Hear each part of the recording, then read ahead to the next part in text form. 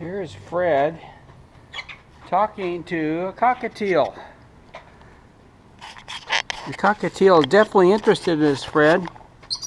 We're in the back of the oak cottage, and Fred has found this cockatiel that seems to want to communicate with us. Look at him, Fred. Here.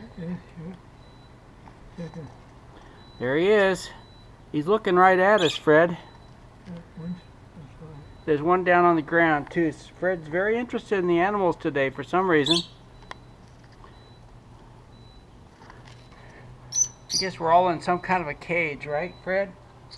Mm-hmm. Birds are in a cage, we're in a cage. Mm-hmm. That's the way life is, though, huh? Yeah.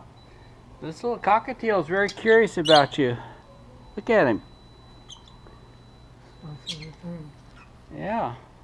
I did 2 of them. Yeah, you had 2 of these? What were their names? Tenna and 20Oct. Tenna and what? 20Oct. Fred says he had 2 cockatiel. That's interesting. How long did you have them? How long did you have them, Fred? 2 cocais. 2 cocai? Okay. Whatever that is.